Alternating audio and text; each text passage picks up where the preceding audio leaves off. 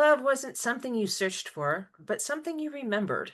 In this episode, you'll discover how to anchor awakening into real life, move beyond spiritual bypassing, and embody love as a living, breathing force for transformation in the world.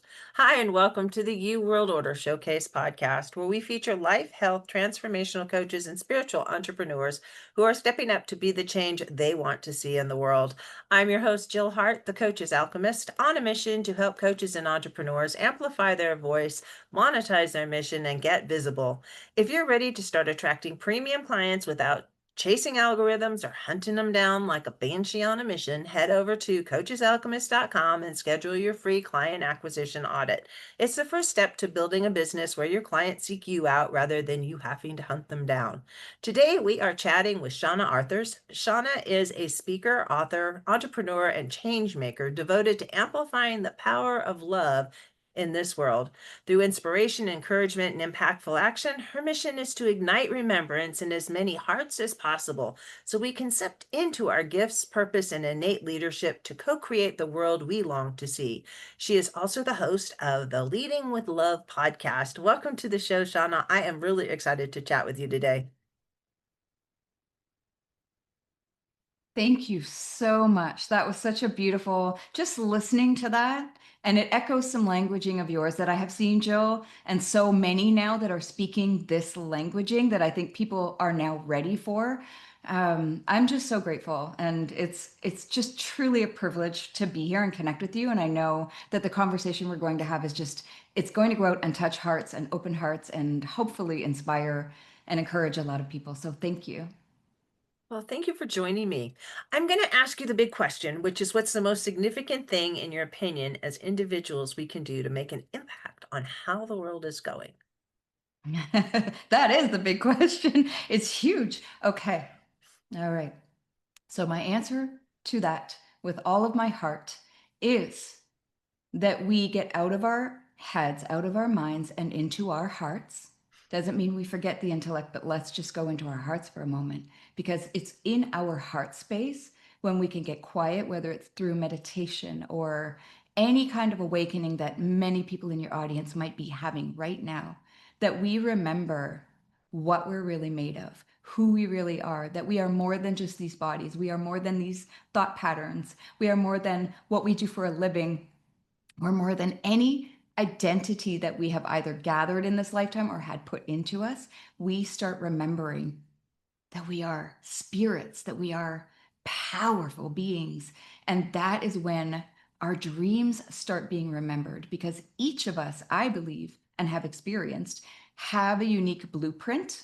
So even though we're all one in some realm, whether you call it the universe or, the quantum field or consciousness, we're all one. Okay, we know this, but we have this individuation. And in this individuation, there is a blueprint, as I said, for your life. And you know it. You know that little voice in your heart that has been calling you. Maybe you haven't heard it since you were a child, or maybe it's been screaming at you, maybe it's quiet. But when you start listening to that, you start filling yourself up with love and worthiness. You remember your worthiness. This is a long answer, I know, but it was Go a big for it. question.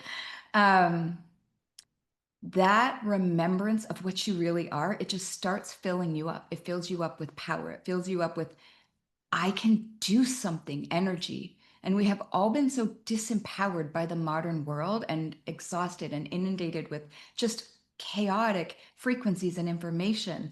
And getting back to that center and aligning it with our experiential wisdom is where we then feel called and aligned and strong enough to step up and do what we came here to do. And for each of us, that is different. And that is why we use the word co create, because each of us then feels like we can do something about whatever it is we want to do something about and show up and step up and use the gifts we were each given and create something better in this world, something beautiful. I get this vision of a body, and we're Mm. all cells in the body. If the body is consciousness or the universe or whatever you want to talk about it being, we Hmm. each are an individual cell, which is an organism. It is, our bodies are made up of a whole bunch of different organisms. And we don't look at the kidney cell and want it to be a really good lung cell. But as human beings, we do that all the time. It's like, well, you're a human, so you should be good at being a lung cell. You should be a liver cell. You should be a bacteria in your intestines. And you should be the very best kidney cell ever. You know, nature doesn't work that way, and neither do we. We come here with a purpose, and we're and a mission. I think everybody Mm. has a mission, and we're not supposed to be good at everything. If we were good at everything, why would we need others? We'd all be the same. We'd all be the same. So Then there would be I no point to this game at all. right? Right, to We're this here whole for an world. What the whole point is experience. exactly this experiential adventure. I love what you said about it's exactly like that, the cells in the body, because everything's just energy. So even those cells are playing the game, right? Being this, being Mhm. that, being that. And it is our unique differences. While it's like the more you awaken, the more you need to hold paradox, like that there is only unity and we are individuals, and the expression of each individual being is like this gorgeous gem, this multifaceted just gem, and then the whole of us is a multifaceted gem, or like there are so many analogies we can use, right? But I love what you said. It reminds me of that parable about the school, and where there was a squirrel and a fish and a bird, and they were trying to teach them all to do all the things and excel at all the things. And of course, had they just let the bird fly and the fish swim, then they would have been in their zones of genius, each of them, and contributed maximally to the whole. And the whole would have been that much richer for not trying to Mhm. force them all to be mediocre at everything. It's- Amen. Exactly.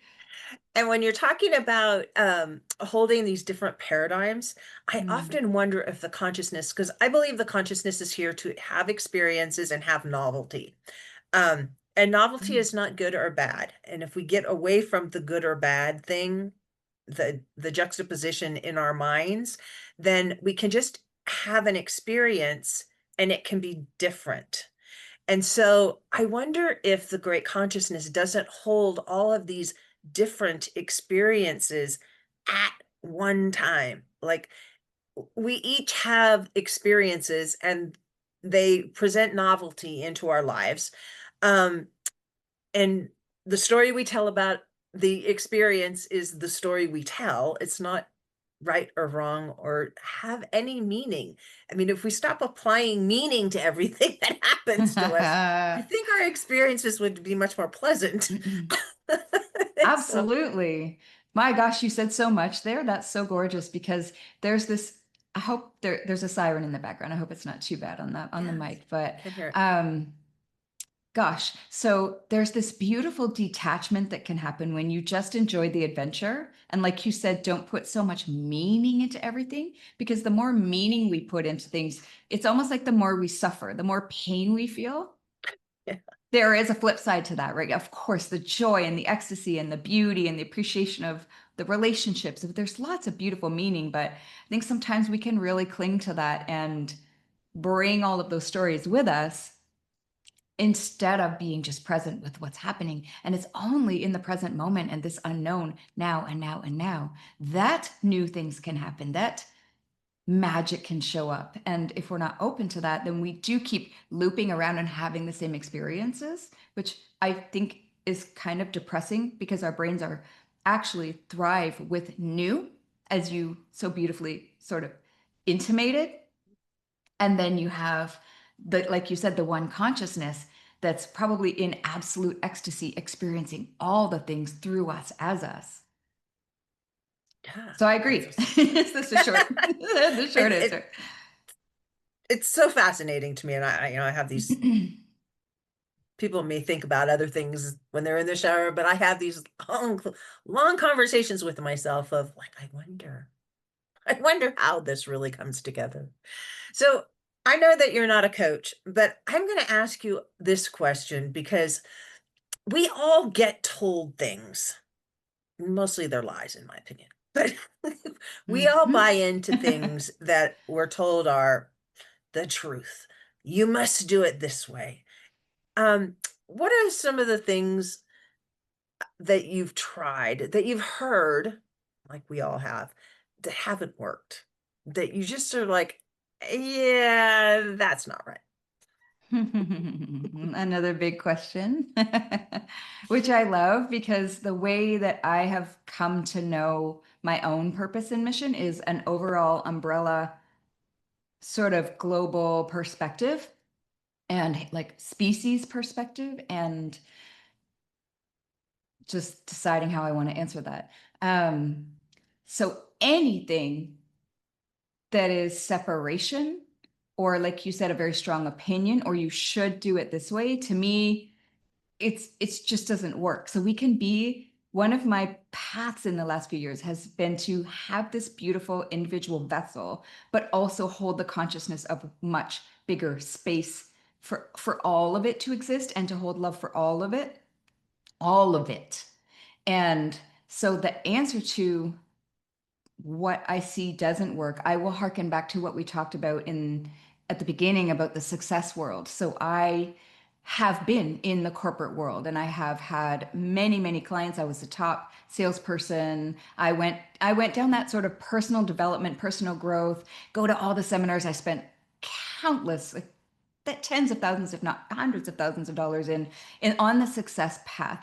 And ultimately, even though I, had many, many awards and all the, promotions and all the things, I exhausted myself. I mean, soul level exhaustion. And I now, I'm not a coach per se, but I work with and train and collaborate with a lot of people who are still in that world. And I feel like that is part of my path. A big part of my mission is, I'll touch on that later, but is to recognize that old way of crush it, kill it, go get them tiger to the expense of everything else in our lives just doesn't work, because that is not who we are. We are so much more than that. And so you see this epidemic now of people, which is beautiful because sometimes the pressure cooker wakes us up, right? But these people, a lot of men especially, but women too, who have been grinding it out for decades and getting to the top echelon of whatever it is. They're entrepreneurs, they're CEOs, they're C-suite people who all used to be my clients in sales, and now they're coming over to the spirit side of things, and I'm helping them integrate it back into that. But that's another part of the story, like we said. But that recognition that the crush it energy is not where it's at anymore, and that collaboration and empathy and kindness and connection and community are far more powerful, and leadership needs to have the heart in the game. That is where I think we are able to fix potentially what has been broken. And now people are recognizing that that is broken. It's caused destruction in this world. It's unquestionably destructive. Yeah, Uh, you can look around the world and see how, well, let me put it this way. When I was younger, I used to work in offices, and I remember sitting in the office thinking, this is a huge waste of time. it's horrible. What am I doing? I'm moving a piece of paper from here to here. And this was before computers or cell phones or even fax machines. I remember, the dial-up faxes. I can I'm hear the that old. sound now. Yeah. And the dial-up internet. Yep.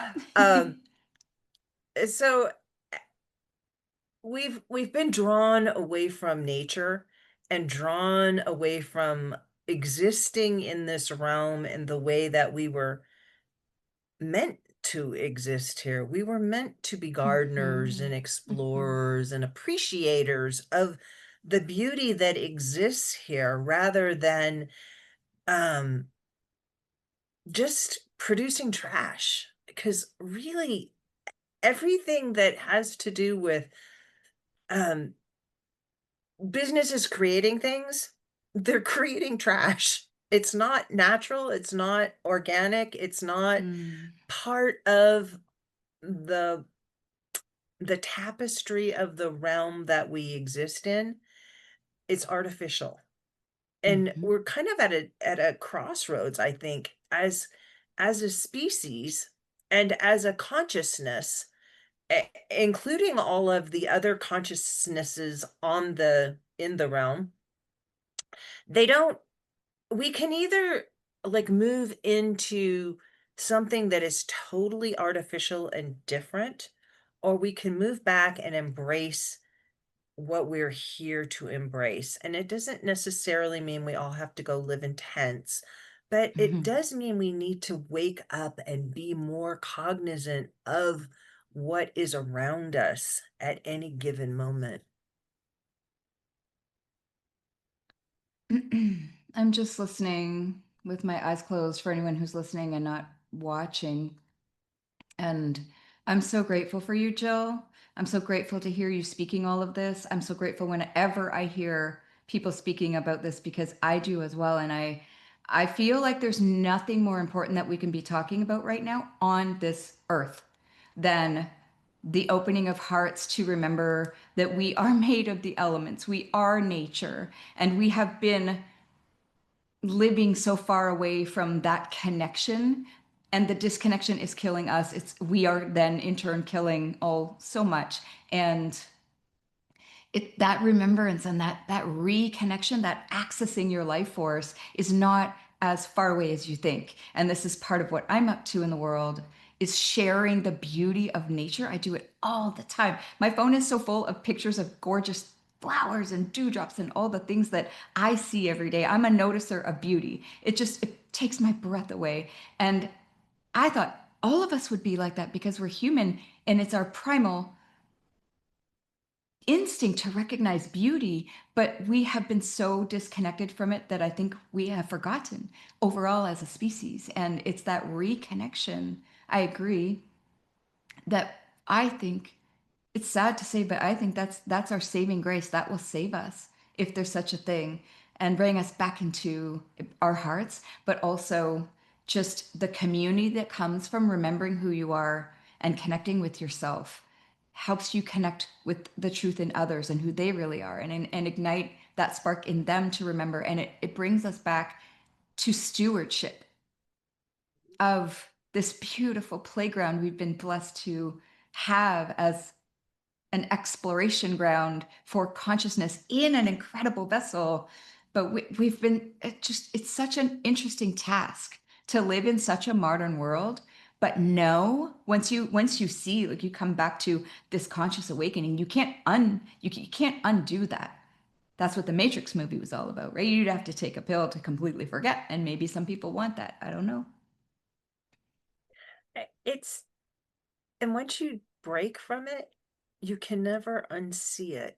Hmm. It's like teaching your children how to survive and thrive in a world where groceries come from a store. You have to pay money, so you have to go earn money. So you have to do this and you have to do that.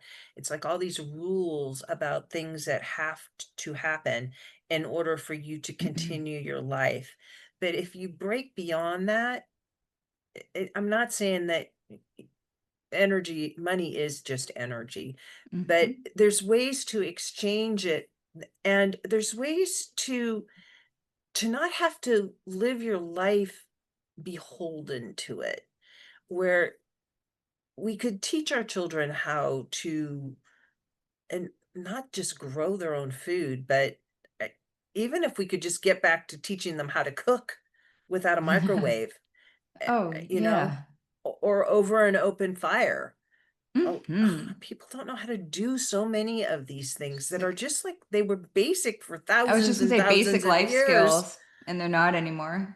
Basic life skills. How to clothe yourself. You know, Well, people don't. there's so many communities that are springing up all over the world now, people who are buying land. That's part of my path as well. I have been like I've lived on the land with soul family, with community for a long time, building out, food forests. And there is a communal exchange of resources that does not always involve money. A lot of it involves love and trust and food. And it is happening. There is a burgeoning movement, as you must know, of people I who do. are kind of going back to the land. Yeah, you're speaking to it, and it's so beautiful, and it may not be for everyone, but it's nice to see people embracing that. I mean, a lot of people. Yeah. The whole do away with the grass thing. Sort of Yeah, silly thing. it is. Um, I agree. eh, I do have some grass in my yard. It's interspersed with flowers and lettuce, and I don't plant in garden beds. I've tried garden beds, but garden beds just like nothing stays where I put it. So I just let it go. I used to Wild fight with nature the is so weeds. beautiful. It Yeah. is. When I first moved into this place, there was one sad tree in my yard, and most Oh. half the yard was dirt and very sad weeds. Now we've lived here for about 5 years. I have maybe 100 trees in my yard, and it's not a big yard. It's like less than half an acre. Oh, And, wow. and a lot of them are volunteer trees. I planted some fruit trees. I brought some other trees in from other places, and they've taken root and grown, and they're just like big, and I love them. And I talk to my trees all the time. Oh, yeah. I mean, And okay, we're going there, but they do have things to say without question. oh, Oh, yeah.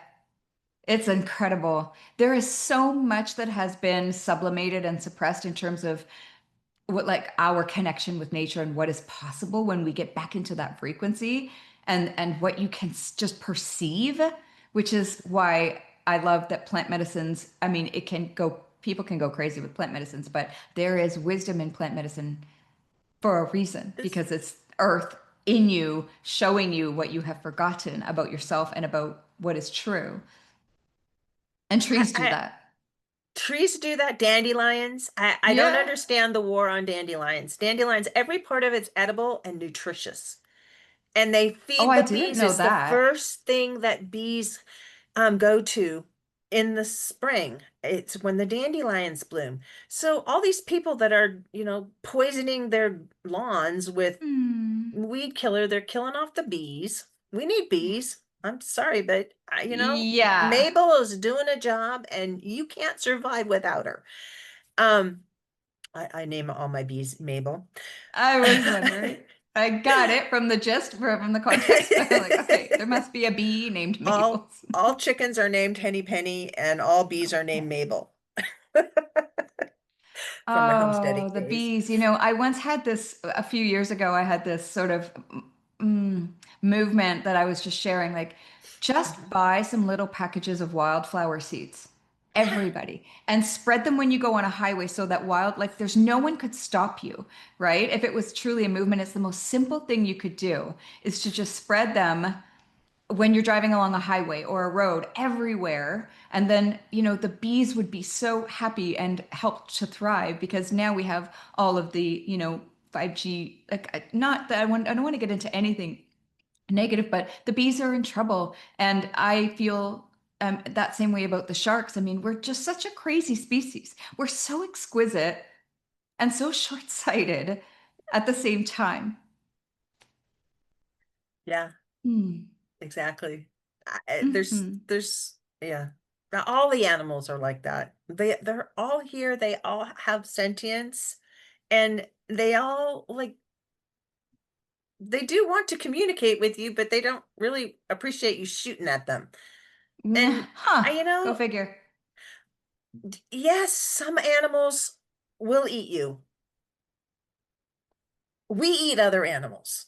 Mhm. Get over it. Just, keep Yeah, it but in mind. there, And like we know, there are ways to do things that are in such honor of all the shared gifts, right? That's what an ecosystem is. And because we have been separated from that, we don't even feel part of the ecosystem. So to your point about the children who see that a piece of meat comes in a piece of plastic at Costco, for instance, they're not connected to the chain of life and the ecosystem of which they're a part.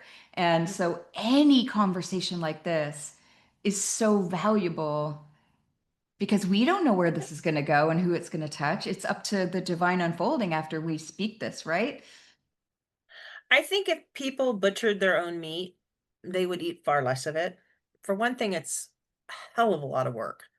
I Hmm. I have raised and butchered chickens, and Yes. I've had lots of cows that I've named and eaten.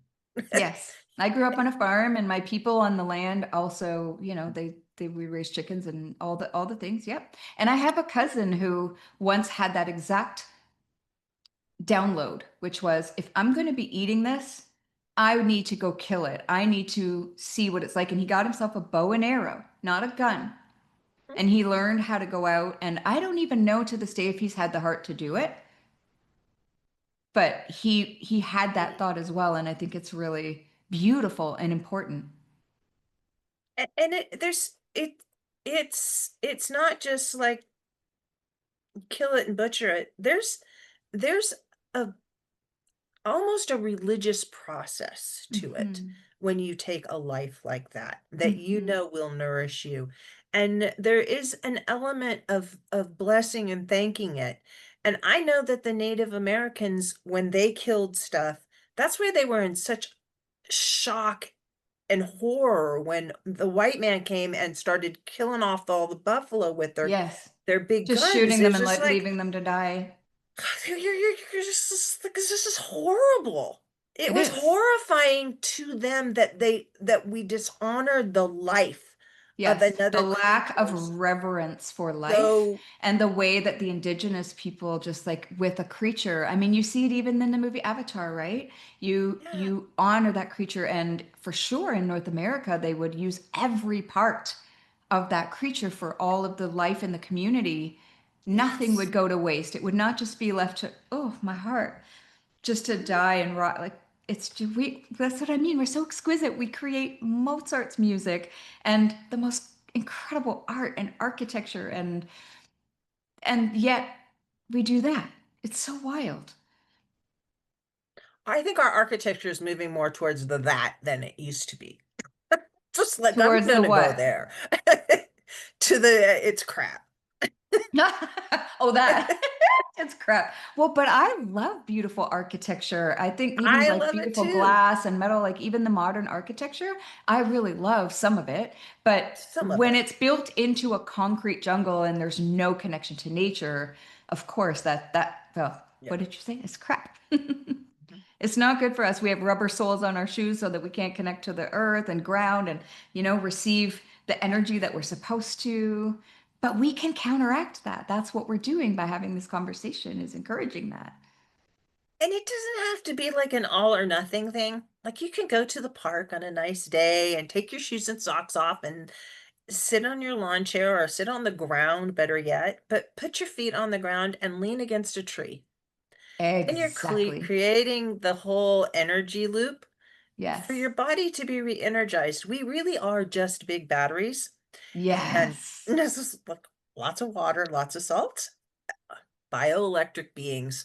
And we need to connect with the earth because it's like plugging in. We don't Yes. expect our phones to go forever without being charged. We need to connect. It's how we connect with the consciousness, it's how we connect with the Mhm. planet. And when we go for long periods of time, it's like we forget and we become these really sad beings. Mhm. We die a little bit, I think. We do. And you're right. I see that too. This is why I love you. I love you, Jill. You're so amazing. I'm so grateful, like I said, that our paths have crossed because I speak to this a lot on my podcast and other places about reconnect, like plugging in because it is. And then you just get this. I mean, even, yes, you could go in a forest, but I acknowledge when I'm speaking to it that not everybody, I'm looking out my window. I'm in the Pacific Northwest at the moment. So I have ocean right here. I have old growth forest and mountains right in front of me. And I can walk into that forest if I want to, but not everybody has that. But if you go into a flower shop, or if, I mean, like you said, stand by a tree, there are trees everywhere. Even in a city, there are trees. And put your hand on that tree. You're going to get that life force back into your body. You're going to plug in. And there are so many ways to do that. And it's so imperative. Yeah. Even when it's cold and miserable outside, just getting outside every day. There are so many people that they go from their house to their garage, they get in their car, they go to their office. They get out of their car in their office and Mhm. um, they're inside all day. They never really get to smell the air outside Mhm. or look at the sky and appreciate the sun. You know, the Yeah. reason we have so much vitamin D deficiency is because people just don't go outside. And we're not designed to be inside all the time. We're No, and designed to. sitting all day and fluorescent lighting and all of the, just different input that's happening all the time. Now, I will say, I think you're pushing it just a little too far with the cold and miserable outside and going out. I'm joking, but I can't stand it when it's cold and miserable, but I'm a We walked in the rain tropical being, today. but beautiful. But I get it. And I mean, even snow is so exquisitely beautiful. And just a few minutes with the sun on your face or the rain or the wind, or like it's such a beautiful touch in with who we are. And I keep coming back to that because nature is so brilliant at reminding us, even briefly, just brief little interactions with nature, because we are that. So it's just a remembrance and a recognition, right? Just walking outside, even if you're in an office, take your break and go around the block. Walk around the block. We have rules around here. You know, it used to be I would walk no matter what, but 12 degrees, we have to have 12 of them or we don't walk. And there can't be ice on the road because I've fallen one too many times, Oh and so has my dear. husband. So we have these little rules to rein us in, but it's just everybody can do a little bit. And just a little step outside of your house, step outside of your office. Just 5 minutes. Just Yeah. breathe. Look at the sun, look at the sky. Be Oh yeah. be in the moment. Even if it's only 2 or 3 minutes, it's Oh, something. it makes such a And difference. It it's really does. It fills you up with energy. So I have a video on you'll share. I know my YouTube channel where I have my Leading with Love podcast, but I also have other videos, and one of them is 12 plus it's a baker's dozen ways to calm your nervous system, and it goes from those acute moments when you're feeling completely triggered and your body's on fire or whatever your body reacts as, to sort of medium to long-term things that you can do as Mhm. just maintenance, like meditation and things like that. But Yep. of course, it involves nature and water. And I mean, I do this all the time for people. So I have a lady who lives in my building. She is the manager of the building. Mhm. And one day, because I keep trying to get her to go outside, there's a park right across the street where I do go. And even if it's just for a minute, I'm going to the corner store to get some fruit or something, I will go and I will take my shoes off and put them on the earth for a minute because I know how important it is and it fills us up. And so I keep saying to her, Natalia, her name is, and I'll say, come on, like just come outside for a minute. Just let the face be on your sun be on your face just for a second. I can't, I'm too busy. Well, she's had a heart attack. She's in her office all day. She never takes any breaks. So one day I said to her, this is just a little story, Natalia, I need you for something. Can you just come with me for a second? And she's so lovely. We have such a great relationship. And so she trusts, she just like, she was willing to drop Mhm. everything to come and help me. And I brought her outside. I led her by the hand and I just said, I tricked her, is basically what I did. I tricked her. Good for you. And I brought her outside just to the parking lot of our building. And she's like, what do you need? And I said, I put my arm around her shoulder and I just said, I just wanted you to put your face in the sun for a second. And she started to cry. And she just gave me this big hug and she said, thank you. And I'm just like, but I can't make her do that for herself. We cannot make anyone do this, but maybe we can inspire them because that moment led to her taking a vacation for the first time in years. She just got back from 2 weeks in Japan, which was amazing. And it planted a seed of self love, I think, that maybe she wasn't feeling before, nourishing herself just that minute in the sun. We forget. Uh, We, yeah, we're Hmm. beings that forget. Yeah, and the modern world is so full of layers of things and our own beliefs and the loops in our heads and the stuff that we're up to that may or may not matter to our life's purpose and helping us feel satisfied and loved and loving and, full. But it's that is the epidemic, the forgetfulness of that, but also it's way easier, and I just keep coming back. It's way easier to touch back in, and you can do it in so many ways every day, every time you remember. Even taking a deep breath, as you know, I'm sure, Jill, is it brings your body into presence instead of, because I think we're all in fight or flight a lot of the time without realizing it. Yeah. Right. And that brings different hormones into our body that are very destructive on a on an ongoing basis, and they're coursing through our bodies, where anything we can do to bring ourselves back to just the calm nervous system, it actually unleashes different hormones that help us thrive. And I know you are all about thriving. I love everything that you're up to. Yeah. And I'm more about helping other people to thrive also, because it's not Mhm. hard. The whole Right. point is it doesn't take, it's kind of like fasting. I love fasting as a diet plan because it doesn't involve anything. And basically, I'm a very lazy person. I'll admit that. If I That can do it easier, I want that. And if for less money, I want that oh, because how I want interesting. simplicity and easy in my life. And Mm. so many of these things that we're talking about, it's not like do more, it's do less. Yes, it's do less. Do You know, less. I have an Be old friend who, happier. yeah, when I went to a meditation retreat once, and we were meditating for hours every day, just silence. And the joke was that your mind tells you, I can't do this. It gets squirrely until the thoughts calm down, right? It's like, what? I can't sit still. And the joke was like, you can't sit still and do nothing. Like, how is that even a thing that you cannot just sit still and do nothing? It's a lie. Like you said, there's so many lies that our beautiful brains in a beautiful world tell us. And once we start to just dissolve those and unravel them, so much expansion is possible.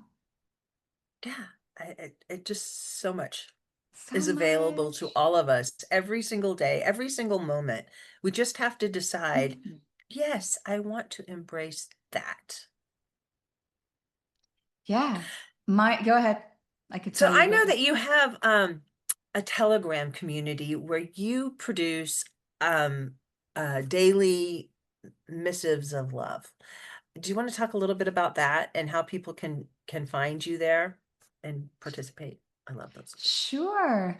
Yeah, Yes. well that actually weaves in perfectly with what I was about to say, which is sometimes in terms of we're talking about simplicity and ways to remember these things. So when I'm running for, I will get to that in a second, but this is perfect.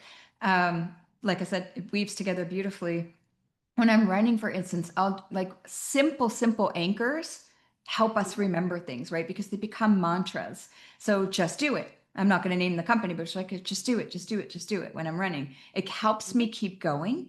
And so the mantra that I have, which helps me show up the way that I want to show up in the world, which is in love, as love, is heart open no matter what.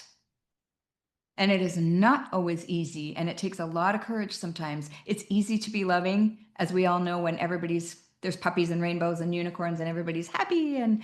But it's in those moments when things are tough and life is lifing hard that it's not easy to keep your heart open and it wants to close, or you got hurt, or, you know, so many ways that our hearts want to close. And so the love notes that I send out every day in answer to your question are one of many ways that I choose to show up in the world with love, as love, and speak that out for whoever might need it in that moment. So I have people in there who they listen in batches, and then, you know, they'll go away and live for a while, and then they'll come back and listen to a few more. I have people who, because they tell me, they give me this beautiful feedback. And I have other people who will just scroll through, like, you know, when you open a book and it comes to exactly the right thing that you needed to read, they'll scroll through and just listen to a random love note, because I've been doing it for 3 years, December 1st, every single day.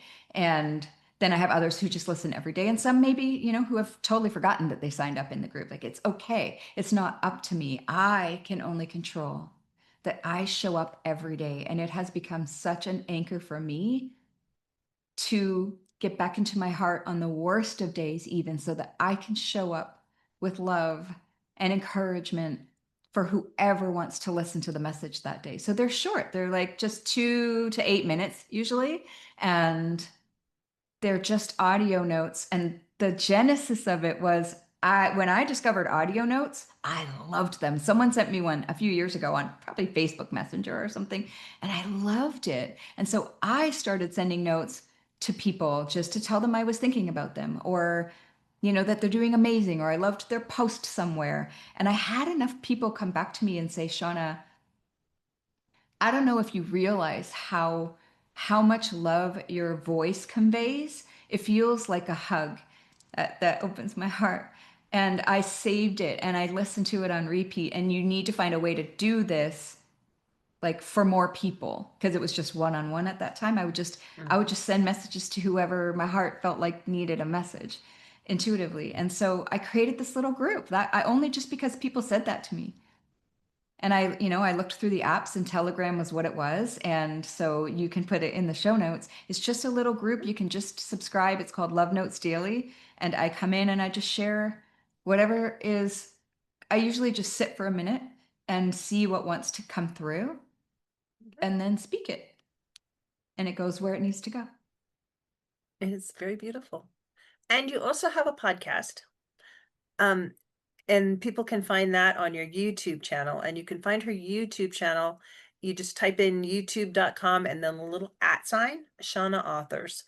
And you want to talk about what you talk about on your podcast and also share about what's coming up.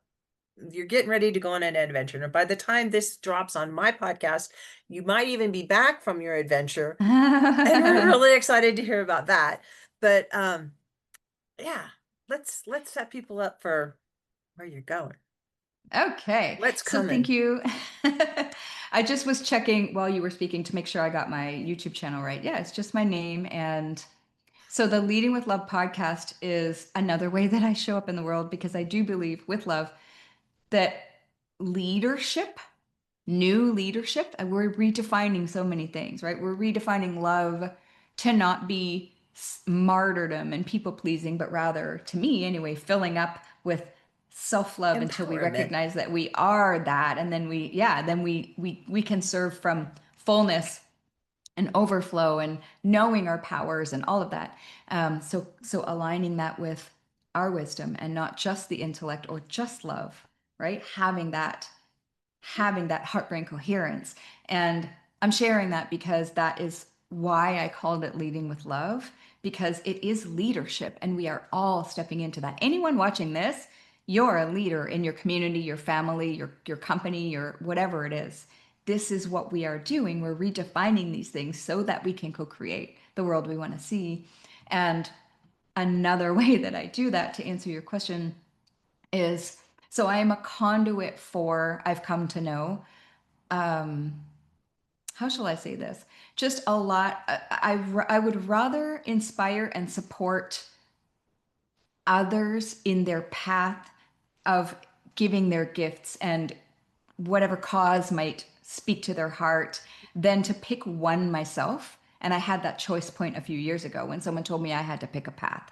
And I really thought about that. And that's not what my heart is. That's not what my purpose is. My purpose is to be a transmission of hopefully ignition and catalyst energy and inspiration. And so I have, in often the private world, shall we say, resources that flow to me and resources that I self-fund, where I find people that light me up because they're solutions oriented in this world. So they're doing something amazing in this world. They're showing up, they're making a difference.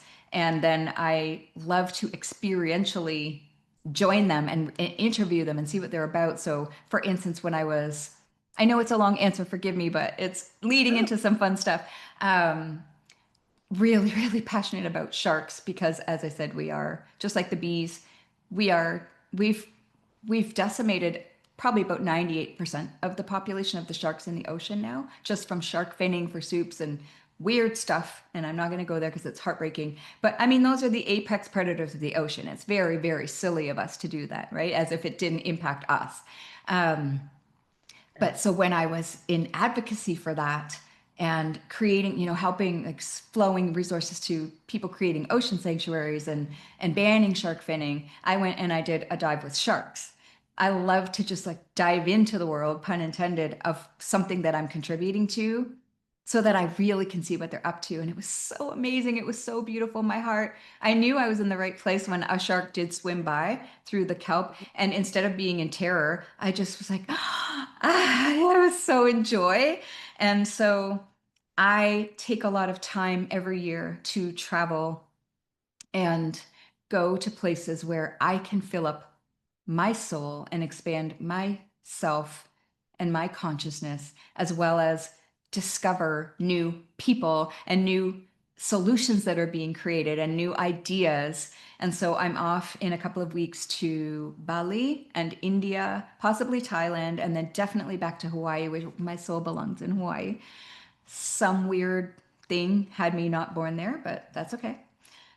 Where we do have, Just this time around. yeah, yeah. Every time I get my like lines read, your ley lines where you're supposed to be, it's always Hawaii. When I first went there, I just had this sense of home that I have never had anywhere else. And honestly, the islands and the portals in this world are calling us.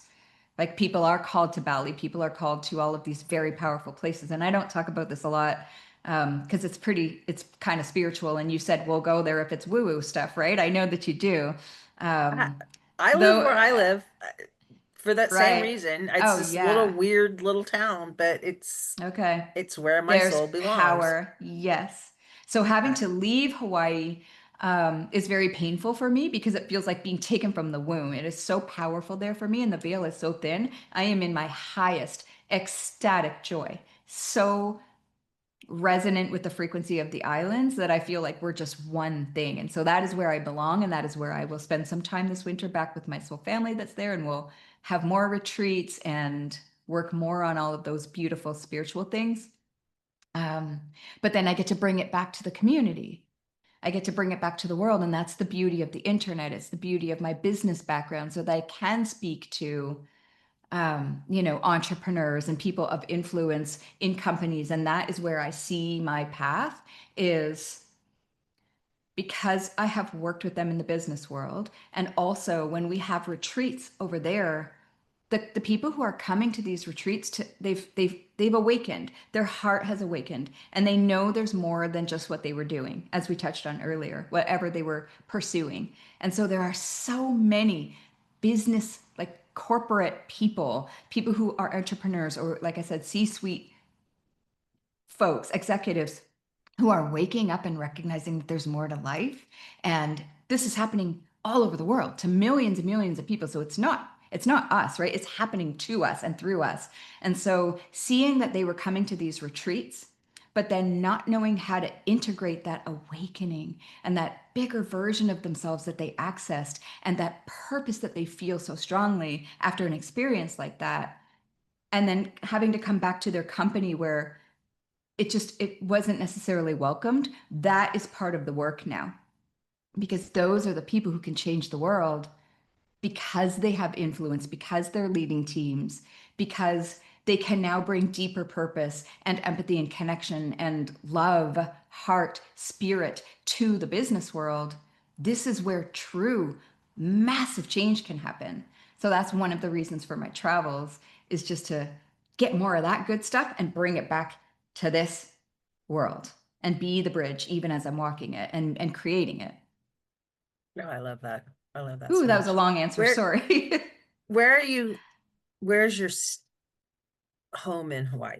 Let's put it that way. Which It island? used to be Maui, and I've been to all the major islands, but it is Kauai without question. Like the depth of soul that I feel there is beyond words. I lived in Hawaii. I went to college there, Oh, I'm and so envious. I was actually a lifeguard, a beach lifeguard for Nice. several years. Um, and the beach that I was a lifeguard on, I was the only lifeguard. It was the party beach. Um, Oh, but but you were young, there right? was So, I was young, yeah. and it was back in the 70s. It was between Eva Beach, where there was a movie about a girl who lost her arm surfing Hmm. to a shark. Um, Soul Surfer, I think it's called. yeah, she Hmm. was Eva Beach was just like a couple miles down from the beach I was a lifeguard on, the sharks would swim by there because there's a cannery up Mm. further. They chum the water. It's Yes. like, Yeah, yeah, like sharks are going literally. to be Yes. eating stuff. And I would routinely see big sharks in the waves. It was it was so cool. Woo. Yeah. Amazing.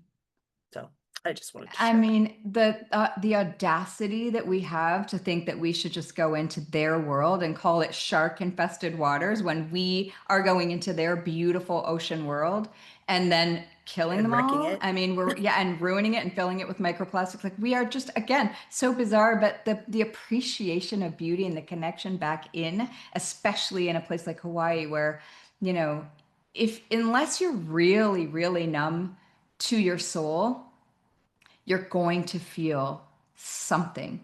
Something's going to be awakened in you on an island Hmm. like that, in Bali, in Ireland, in so many places in this world. And those strengths of energy and impact just from the earth's resonance feel like they're waking more people up now. And it's just I really hope that this is the beginning of a beautiful era for us. I feel it. I Yeah. really do feel it coming. We are So at a people, choice point. we are, and I think people are making good choices. They're just tired of what has been happening. They're recognizing they've been lied to about everything. They may as well make up their own Hmm. stories because just as valid as anything they hear on the news. Yeah. So, Oh, more so by infinity. Yeah. mhm, yeah, yeah. So Yeah. So we're Woo. gonna we're gonna encourage people to go sign up for your Telegram community where they can get your daily love notes. That's t.me/love notes daily. And then also to follow you on YouTube, which is youtube.com/at Shauna Arthurs. And they can find your Leading with Love podcast there, as well as some other videos that you're putting together for them. Thank you so much for joining me today, Shauna. This has been an amazing conversation. Oh, thank you, Jill. It's just been my joy as well. I'm so grateful. And I just can't wait to watch it back. And for anyone watching, just go for it. The time is now. Your heart's telling you what to do. Let's go. We've got this. We do have this.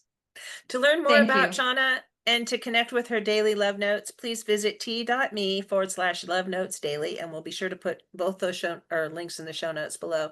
Thanks for tuning in today to the You World Order Showcase podcast. And if